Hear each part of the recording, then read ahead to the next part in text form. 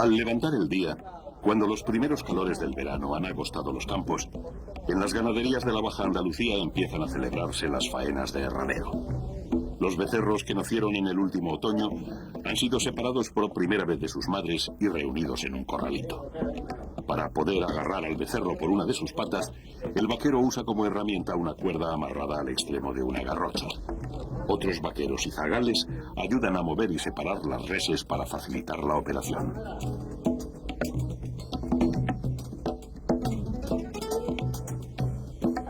En medio del barullo se necesita bastante habilidad para acertar con el lazo en la pata del becerro, pero las manos expertas lo consiguen fácilmente.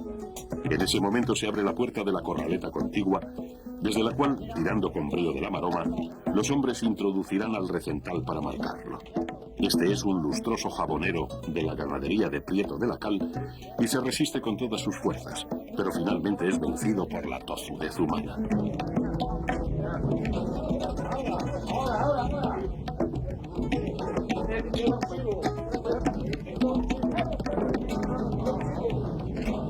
Los hierros ya están candentes y en este caso es el propio ganadero el encargado de marcar a sus becerros. Los nombres y números de los mismos quedan anotados en la libreta de campo y luego pasarán al registro oficial de la ganadería. Concluida la operación, los mozos liberan al becerro, que desfoga su rabia arremetiendo contra los que le sujetaron y retorna pronto al campo en busca de la compañía materna.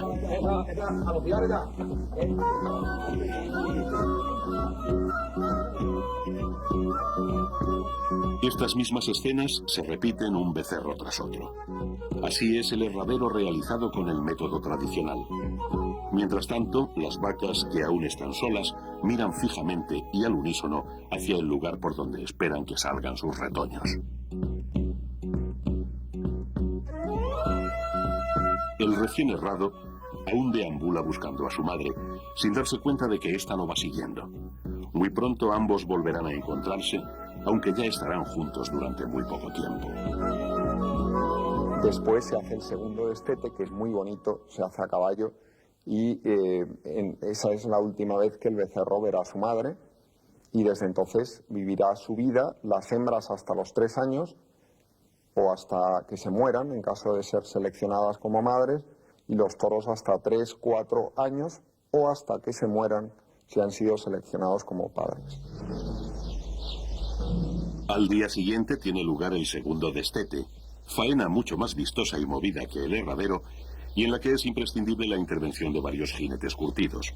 Su objetivo es separar definitivamente las vacas de los becerros, que ya están demasiado crecidos para alimentarse solo con leche. Y además de continuar mamando, agotarían a la vaca en un momento especialmente duro en las tierras del sur, como es el verano. La presencia de los caballos es acogida con nerviosismo por las reses, que parecen presentir la intención de los hombres. Rápidamente, y con la ayuda de los cabestros, todo el grupo es introducido en el cerrado donde se desarrolla la faena.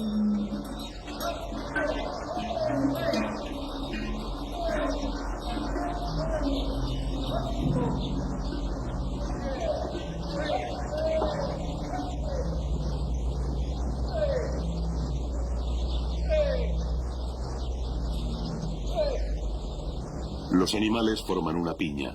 Están suspensos y en guardia. Las vacas más viejas intuyen lo que va a ocurrir, pues han pasado varias veces por la misma situación y en el mismo escenario.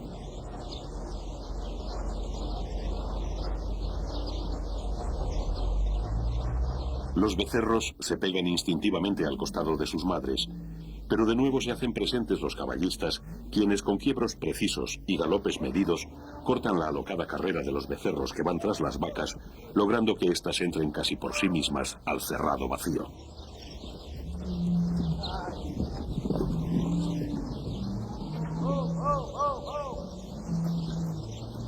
Una tras otra, con una facilidad que solo es aparente, las vacas van tomando la puerta, mientras en el ambiente se mezclan los mugidos y los galopes con las voces de los vaqueros.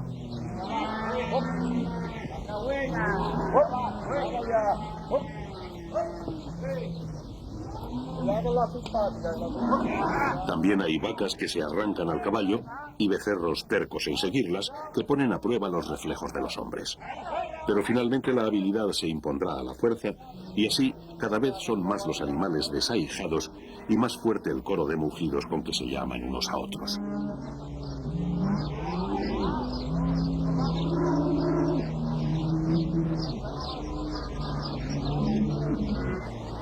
Los becerros remolonean tristes y cabizbajos, mientras las últimas vacas terminan por seguir el camino de las demás.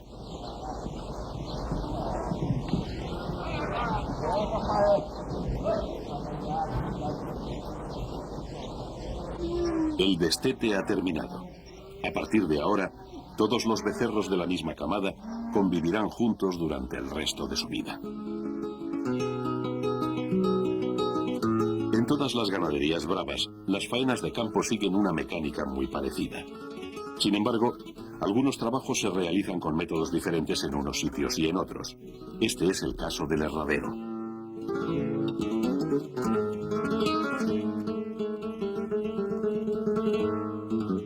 El cajón de herrar es un instrumento que se ha impuesto en la mayoría de las ganaderías, desplazando a los clásicos procedimientos manuales que hemos visto con anterioridad.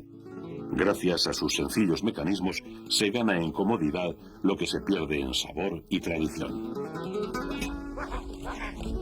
Cambiamos también de escenario y de estación, pasando al húmedo otoño de la sierra madrileña en la ganadería de Sotillo Gutiérrez. En este ambiente se agradece la cercanía de la lumbre, donde se ponen al rojo los hierros que van a tostar la piel de los becerros, ahora mojada y humeante de vaho.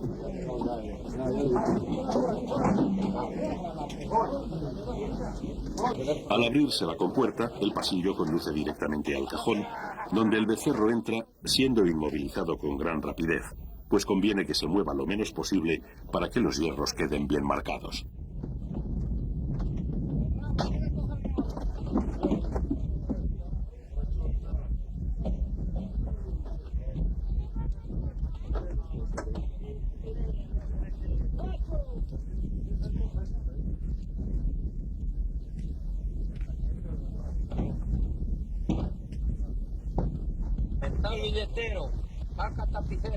Los veterinarios anotan los datos del becerro y de la vaca a la que pertenece, y a continuación el animal vuelve a la libertad de la dehesa, envuelta hoy entre brumas otoñales.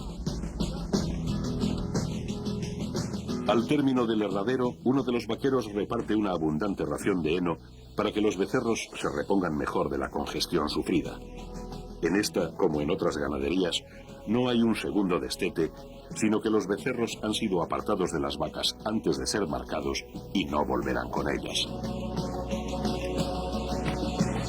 El herradero representa algo más que la acción mecánica de marcar un becerro tras otro.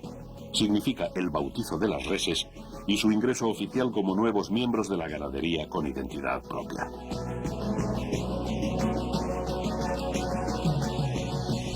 Unos días después, llega a la dehesa serrana un camión que trasladará a los becerros hacia otra finca situada en la Vega del Jarama, de clima más templado y benigno. Allí los animales vivirán hasta su madurez en condiciones más favorables para su crianza.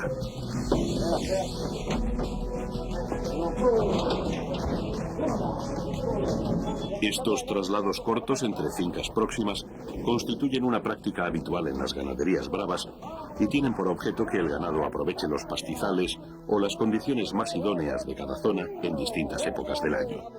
Antiguamente se hacían a pie y hoy el camión ha tomado el relevo a los bueyes y los caballos.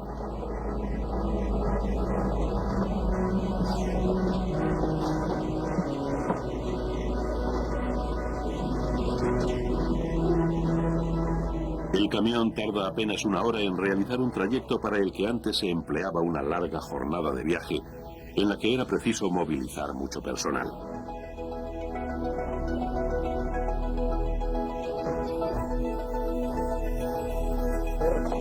En cuanto el camión se detiene y se acopla a la manga de embarque, comienza de nuevo el abrir y cerrar de puertas y los animales pasan de forma ya casi mecánica de un corral a otro.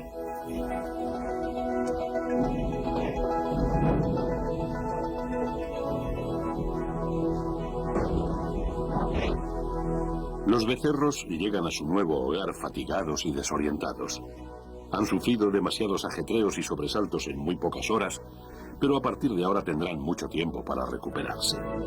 Durante los próximos 3 años, su existencia discurrirá plácidamente, dueños de espacios abiertos y siempre bien atendidos por el hombre. Las semanas y los meses pasan rápidamente. Allá en la sierra de Guadarrama, otros becerros, errados en el otoño, ya han cumplido su primer año de vida. Las nieves invernales, como todos los años, han hecho acto de presencia durante los primeros días de enero. Los añojos soportan sin problemas los rigores de la nevada y los hielos propios de esta estación en la zona de España donde nos encontramos, poniendo de manifiesto la rusticidad propia de su especie. Su cuerpo está cubierto por un pelo más denso y nunca les falta el pienso, fuente de fuerza y energía esencial para ellos, especialmente en estos días en que los copos de nieve tienen la dehesa vestida de un blanco helador.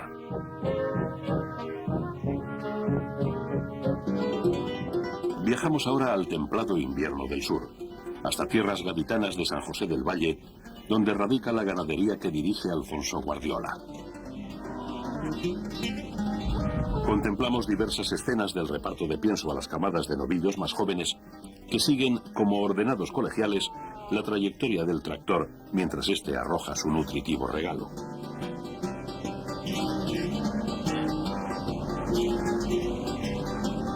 Las necesidades alimenticias de los novillos aumentan mes a mes. Lo ideal para su correcta crianza es que a lo largo de su vida tengan una ganancia de peso lenta pero sostenida, sin que pasen fases de penuria o sobrealimentación, que son igualmente perjudiciales.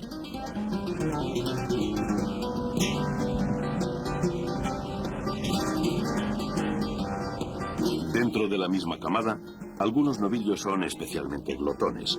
Entran los primeros a comer y engullen más pienso. Además, los que nacieron al principio de la época de parición suelen estar más desarrollados que los del final, diferencia que en esta edad resulta más ostensible. Unos se van haciendo más fuertes que otros y así empieza a establecerse una jerarquía en el grupo. Los vaqueros terminan de vaciar los sacos de pienso, al que muchas veces se añaden correctores vitamínicos para solventar posibles carencias de otras fuentes alimenticias que los novillos tengan a su disposición, sean henos o pastos naturales.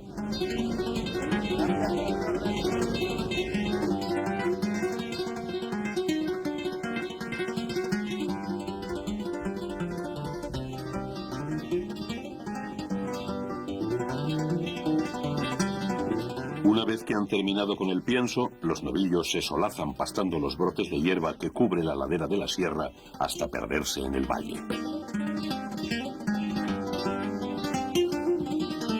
La alimentación del toro gira en torno a un factor básico. ¿Qué se le da de comer? Ahí cada maestrillo tiene su librillo. Entonces yo le doy de comer lo mismo que le dio mi padre. Ya hemos dicho que para mí la tradición es fundamental y mi padre da un pienso a base de avena, cebada, trigo y luego habas, si es posible maíz. Lo mismo se hace en la Ruiz ahora y se le da este mismo pienso. Trigo, cebada, avena y habas en una proporción adecuada. Creo que es un pienso ideal para mis toros. A los 2 años el novillo se denomina heral. Entonces pasa por uno de los momentos decisivos de su vida, la tienta. A través de ella se seleccionan los jóvenes machos que en su día serán sementales de la ganadería, puesto al que solo llegan algunos ejemplares extraordinarios. La tienta a campo abierto, como esta que presenciamos en casa de Álvaro Domecq, marca una primera e importante fase en la selección.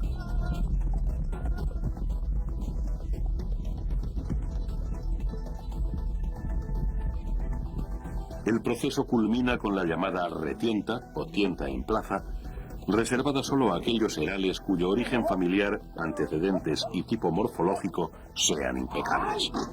La calidad de su pelea frente al picador y el torero es lo que determina el aprobado o el suspenso del novillo.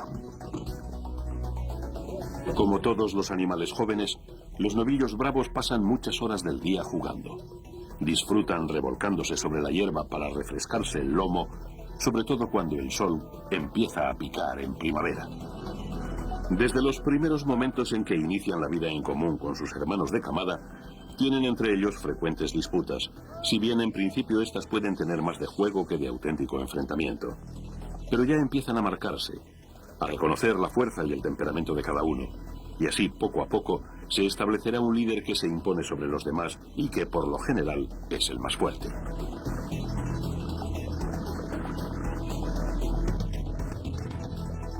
Entre los novillos que tienen una corpulencia semejante no suele haber riñas.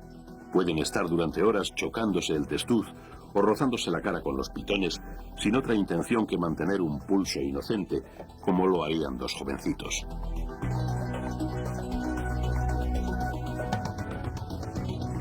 En términos generales, el toro bravo es un animal muy sociable y busca la compañía de sus congéneres casi de forma continua. Es normal que entre 3 o 4 novillos se establezca una relación especialmente cordial, como de amistad, y de esta manera se forman pequeños grupos que viven con relativa independencia del resto.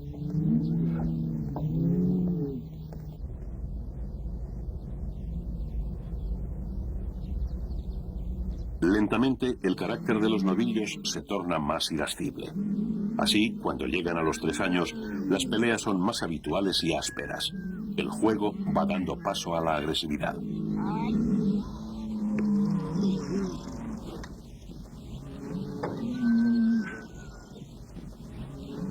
Los novillos de 3 años se llaman utreros. A partir de la primavera se observa en ellos un apreciable desarrollo óseo y muscular, en algunos casos muy cercano al del toro adulto. Incluso su forma de caminar, mucho más reposada y lenta, pone de manifiesto que también el carácter del animal ha evolucionado. Otros rasgos también han cambiado, como las astas, ahora de aspecto mucho más ofensivo, y la cara seria y en la que ya aparecen algunos rizos. Las travesuras y jugueteos de antes son cada vez menos frecuentes. Podríamos decir que los utreros se respetan más y se guardan las distancias, sobre todo respecto al líder, ya más seguro de su fuerza y su dominio, y con el que los demás rehuyen la pelea siempre que pueden.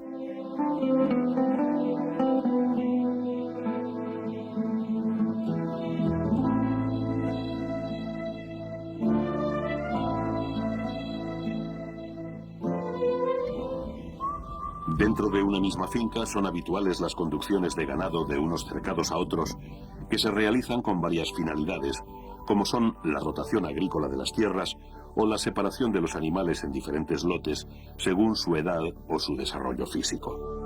Es conveniente que las reses bravas estén agrupadas en lotes homogéneos e igualados.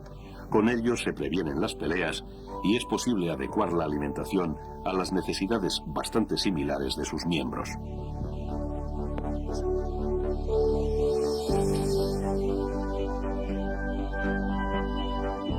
En otras ocasiones, los ganaderos lidian parte de la camada en novilladas, por lo que es preciso apartar los utreros que seguirán en el campo hasta los 4 años de aquellos seleccionados para la lidia. Incluso dentro de este segundo grupo, se separan los novillos destinados a cada plaza o festejo.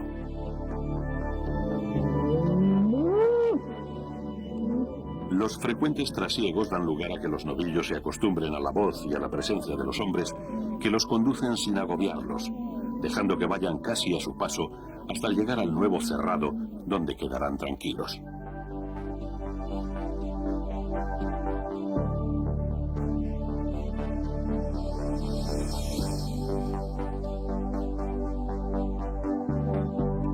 Las lluvias del otoño y el invierno marcan un nuevo ciclo en la vida de la dehesa y de la ganadería brava. Para nuestros protagonistas, significan el tránsito hacia su madurez y la etapa definitiva de su vida. En estos meses, los novillos van a convertirse en toros.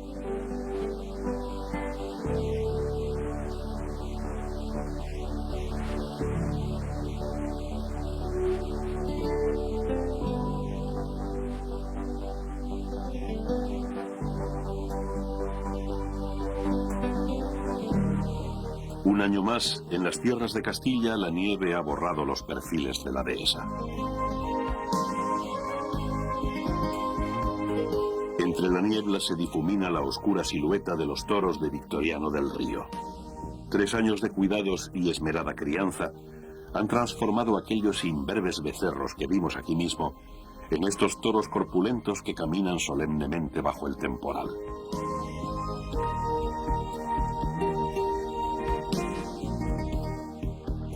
Mientras nieva en Castilla, una intensa lluvia riega los ondulados campos de la finca Guchena, en la raya entre Cádiz y Sevilla. Es la hora del pienso para los inconfundibles toros de pelo berrendo que identifican a esta ganadería.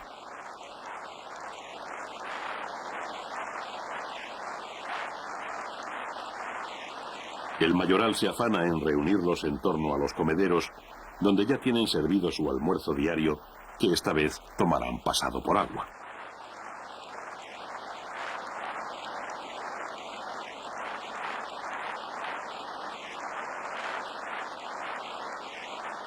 Mientras el chaparrón continúa cayendo impenitente, el hombre regresa al cortijo en busca de un tejado y los toros le miran con su habitual aire indiferente.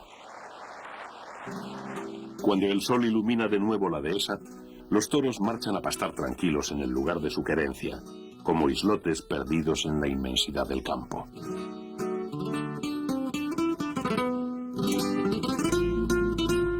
Se denomina querencia al sitio del cerrado favorito para los toros, donde tienden a reunirse, buscar cobijo, descansar o pastar. Durante las épocas del año en que hay hierba, esta constituye para los toros no solo una fuente de alimento, sino también un disfrute. Al toro le gusta la hierba más que nada, es su comida natural, e incluso hay teorías según las cuales el pasto influye en su carácter, dándole mayor fogosidad y bravura.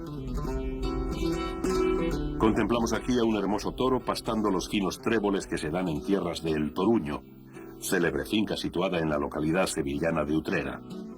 Aquí culminan su crianza los toros de la familia Guardiola Domínguez, que sin embargo nacen y crecen en dehesas serranas, como estos ejemplares, hermanos del anterior, pertenecientes al hierro de María Luisa Domínguez.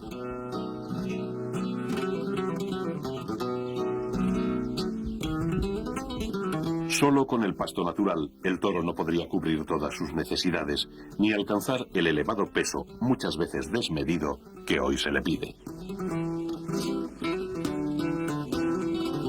Este animal es un atleta al que la lidia va a exigir un enorme desgaste físico, que solo puede afrontar con una dieta de energía, vitaminas, proteínas y minerales, repartida con homogeneidad, como hemos visto a lo largo de su crianza. En esta última fase de la vida del toro, no se busca un engorde precipitado, sino el remate lógico a un proceso de crecimiento sostenido. Cuando alcanzan un peso cercano a la media tonelada, los toros pueden consumir a diario más de 10 kilos de alimento. En su menú se alternan 3 platos, el heno, la paja y el pienso, este último con mayor abundancia que los demás. En la mañana invernal del campo castellano, el tímido sol aún no ha podido deshacer la escarcha del suelo. Los toros pasaron la noche en el hondo de la majada al abrigo de los hielos, pero saben que es su hora de comer y se encaminan hacia el lugar acostumbrado donde les aguardan repletos los comederos.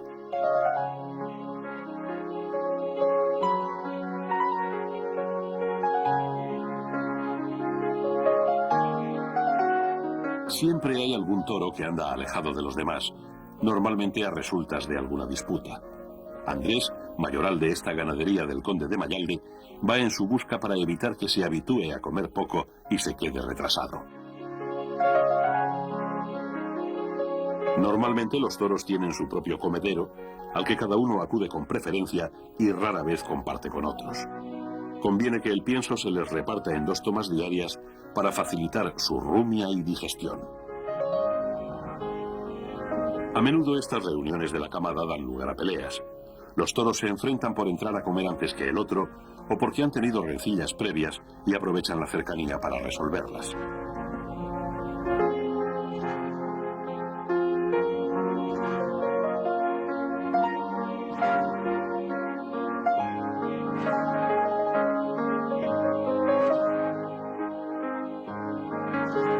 El toro bravo pasa muchas horas del día disfrutando de su actividad predilecta, no hacer nada.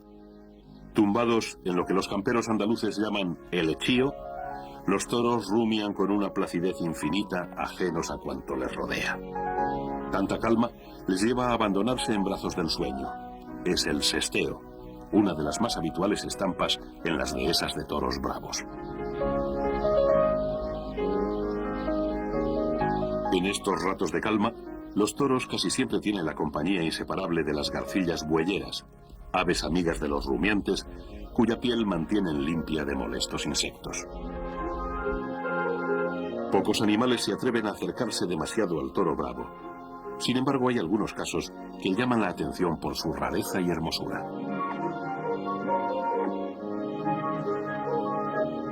Esta escena pudimos grabarla en la ganadería de Jerónimo Martínez, en el corazón de Sierra Morena.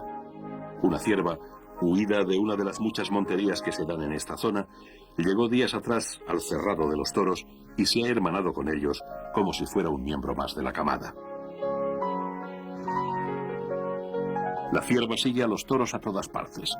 Sin intuirlo, dio con un refugio perfecto, bien protegido y con comida abundante, como es el pienso de los propios toros.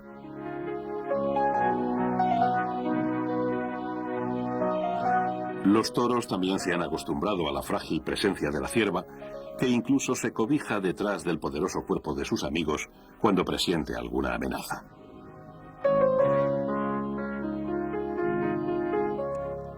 Cuando los toros se marchan a su querencia, la cierva no duda un momento en seguirlos. Incluso ante nuestra sorpresa, uno de ellos se vuelve como invitándola a que los siga. A veces el campo bravo tiene estos bellos misterios. Con la primavera llega el momento de máximo esplendor para el campo y los toros bravos.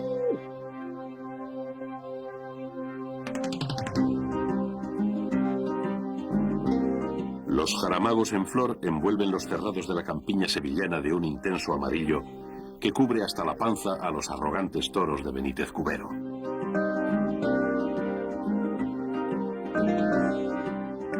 Entre las flores, los toros mueven pesadamente sus cuerpos voluminosos. Pocas cosas pueden alterar esta parsimonia indiferente del toro adulto, siempre encerrado en sí mismo, pero seguro de su fuerza.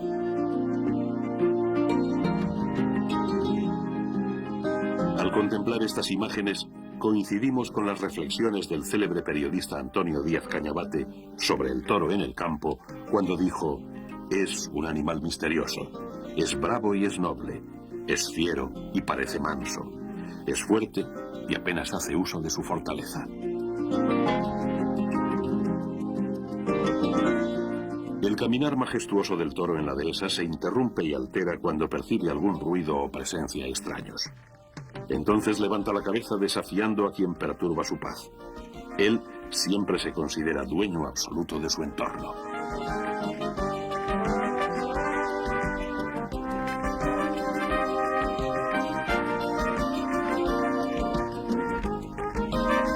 Como sabemos, el toro bravo es en extremo perezoso y apenas se mueve si no se le incita a hacerlo. Pero debido al enorme esfuerzo que debe realizar en el ruedo, es conveniente que realice una actividad sistemática. Cada ganadero utiliza los métodos que estima más adecuados para ejercitar a sus toros. En algunas fincas, incluso se ha diseñado una especie de pista de entrenamiento que ha dado en llamarse tauródromo, cuyo objeto es fortalecer a los animales para evitar la flojedad de remos que algunos de sus hermanos manifestaron en la plaza.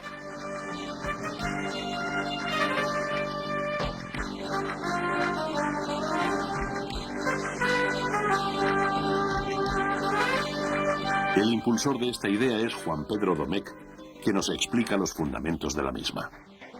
En él está pensado que los animales desde su cercado vayan a una de las puntas del tauródromo, lleguen hasta el fondo y vuelvan.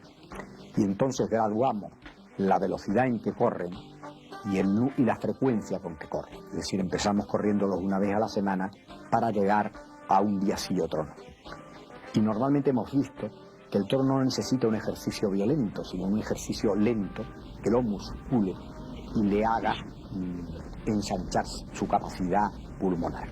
La longitud tiene casi 1.400 metros y el perfil, bueno, esta es una finca de sierra donde el perfil pues era había barrancos y de todo. Yo cogí una serie de bulldozers y he hecho que haya unas ondulaciones suaves para que el toro pues suba y baje ondulaciones de una forma que no se vaya a lastimar. Y después yo creo que otra cosa importante en este terreno, en otros no, es que le he echado casi 200 camiones de arena, porque el animal, si no, se estropearía las pezuñas en el verano, porque el terreno se pone tan duro que se quedarían cojos todos. Entonces están corriendo como en una pista de carreras de caballos de arena. Claro, están corriendo en un suelo donde es un esfuerzo el correr. Por eso no tienen que correr deprisa, lo que tienen es que hacer fondo, porque el toro lo que necesita es durar casi 20 minutos, que es la lidia de un toro de hoy corriendo, que desde luego no es la lidia de un toro de antes.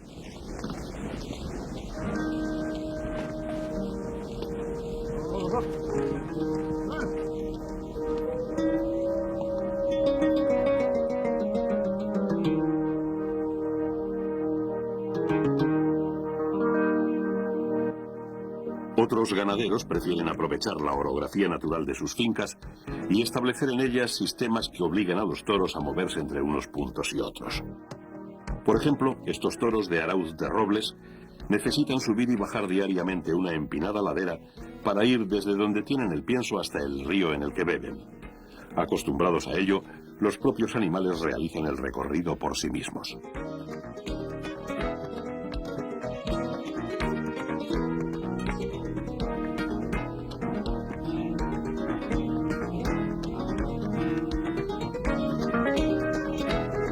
Una práctica que también se realiza es pasear a los toros desde el lugar de su querencia hasta otras zonas de la finca relativamente alejadas. Aunque el paseo constituye un ejercicio más suave, el instinto de los toros les lleva a realizar a un ritmo más rápido el recorrido de vuelta que el de ida. Este tipo de movimientos se lleva a cabo no solo con los toros adultos, sino también con los novillos.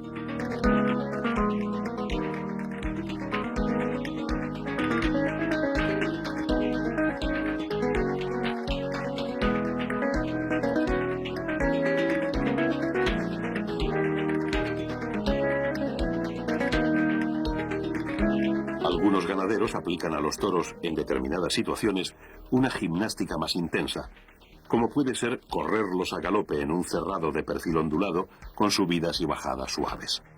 Esta puede entenderse como la última fase de un entrenamiento progresivo para los animales, ya de cara a su cercano compromiso final. El galope de los toros, con el acompasado movimiento de sus cabezas, cuyos pitones rasgan el viento de la dehesa, se nos ofrece como un espectáculo formidable. Tras esta sesión de duro ejercicio, los toros toman la fresca brisa en lo alto de la colina. Cuando nos aproximamos a ellos, los vemos como colosos, con la boca abierta por la fatiga, y escuchamos la entrecortada respiración que agita su pecho rítmicamente.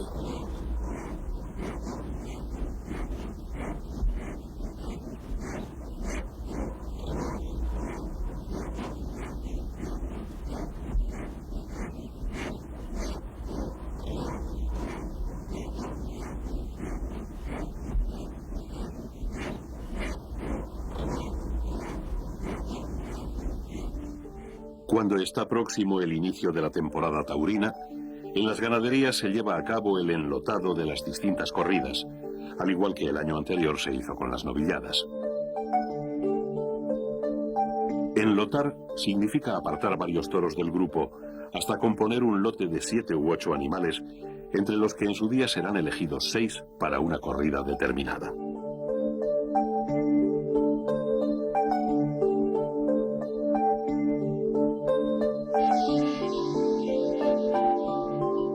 Al apartar el ganado bravo, lo natural es que éste se altere. El movimiento pone nervioso al toro y el único medio para calmarlo es la tranquilidad del jinete. Por eso es tan importante andar despacio entre los toros.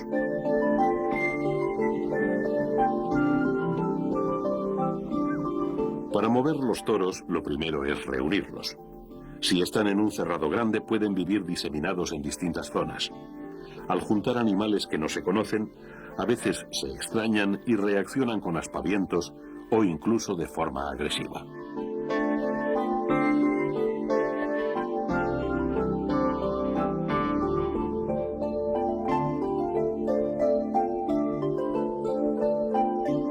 Una vez separadas las corridas que componen la camada, cada una de ellas ocupará un cerrado distinto, como vemos en esta imagen de la finca Partido de Resina. Un paseo por los cerrados nos permite observar las diferencias entre los toros de las distintas corridas. La conformación y longitud de las astas, la corpulencia y el tamaño de los animales varían comparando unos lotes y otros. Esto es lógico teniendo en cuenta que en todas las camadas hay toros más grandes y más chicos, más bonitos o menos proporcionados, y el ganadero los distribuye según la importancia de las plazas. La atención y vigilancia del ganado es una tarea cotidiana en el campo bravo, y especialmente con los toros adultos. Aquí vemos al mayoral de Osborne haciendo su repaso diario por los cerrados para comprobar uno a uno el estado de los toros. Su natural temperamento da lugar a frecuentes lesiones, heridas o daños en las astas, que casi siempre se presentan de forma inoportuna y es necesario remediar lo antes posible.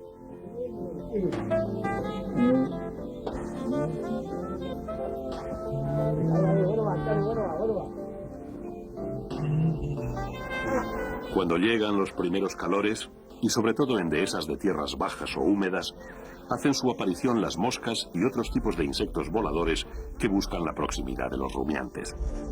Sin ser un inconveniente que afecte en absoluto a su crianza o su sanidad, las moscas sí son una pesada molestia para los toros, que con sus picaduras y revoloteos se ponen muy alterados.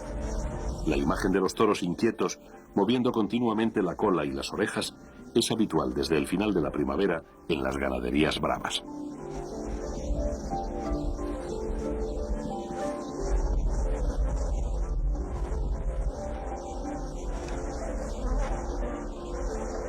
No deja de ser paradójico que unos insignificantes insectos puedan alterar de esta manera el habitual carácter flemático de estos hermosos toros que ahora se arrancan y se revuelven con los nervios a flor de piel.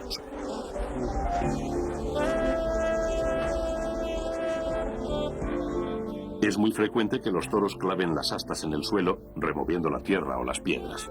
Como consecuencia de ello, los pitones se astillan o se ponen romos por causas naturales. Otra de las costumbres más habituales del ganado bravo es escarbar para echarse tierra fresca sobre el lomo. Debido a esto, en muchos cerrados existen agujeros o fosas donde los toros escarban, se revuelcan y clavan los pitones, actividades con las que parecen disfrutar.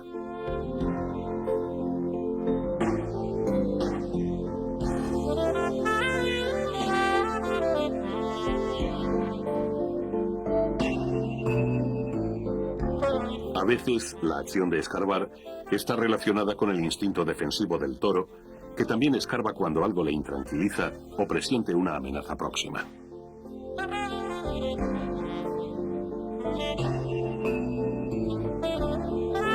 Muchas veces los toros dan en rascarse sobre el tronco de las encinas, donde se refriegan con empeño desde la cabeza hasta el tercio posterior.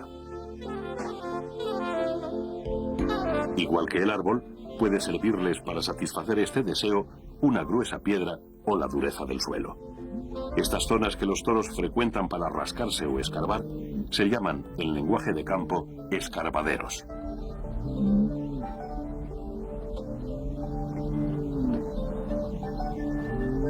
Si no con la frecuencia de los novillos, a los toros adultos también les gusta juguetear y acariciarse con los pitones.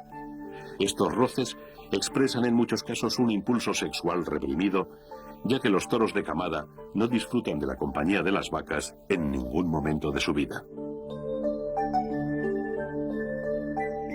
Otra actitud muy característica del toro es agachar la cara y torcer la cabeza mirando de reojo cuando se siente violentado o molesto por la presencia de otro. Y es que los toros siempre guardan recelo del enemigo, igual que son cariñosos con sus amigos del cerrado.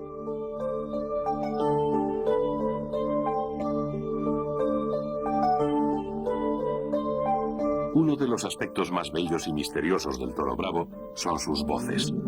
Mugidos de llamada, de queja o desafío, que inundan de inquietud el sereno ambiente de la dehesa.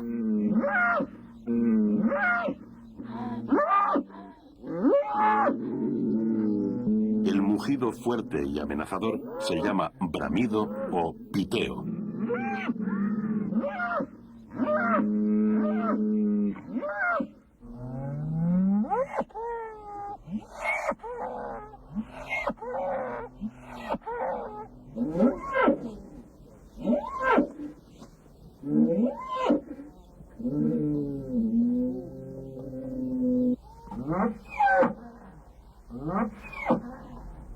Reburdeo es un ronquido bajo y suave que antecede al piteo.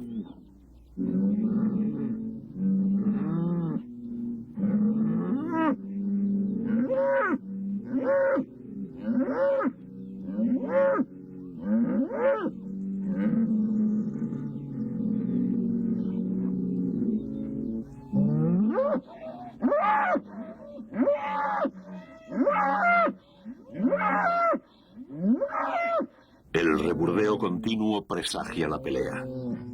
Hay una calma tensa. Los toros dan vueltas inquietos y se suceden los bramidos.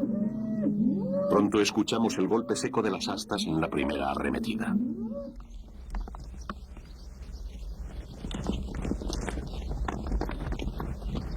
Si, como en este caso, las fuerzas de los contendientes están desproporcionadas, la pelea es breve.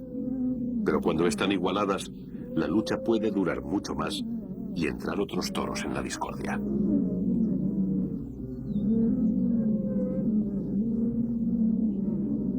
El vencido huye, pero los toros son rencorosos y sabrán esperar cualquier debilidad del contrario en una nueva pelea.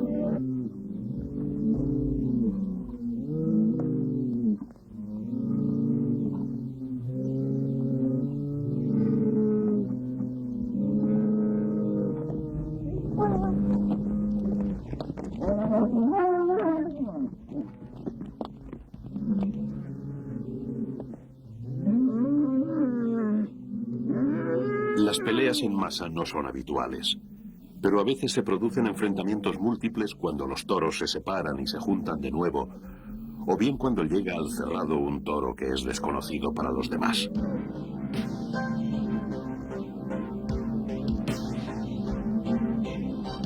Antes de pelear, los contendientes se desafían, incluso ventean el aire, levantando la cara como si presagiaran un final trágico. Un toro provoca y otro le hace cara. A veces es el mandón el que quiere demostrar su poder, pero ahora es un toro del grupo el que ataca para destronarlo. El líder está acorralado y tendrá que soportar las ciegas acometidas de los otros toros que lo van agotando.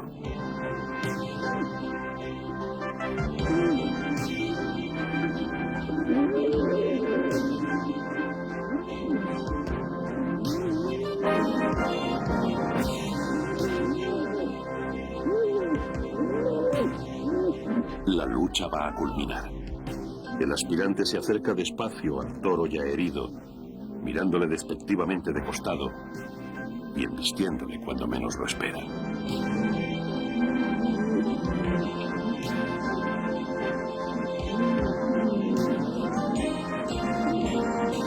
La voz del mayoral no puede evitar la terrible cornada y el viejo líder cae al suelo con el corazón atravesado. La camada ya tiene un nuevo monarca que reinará en la dehesa hasta que otro toro lo destrone.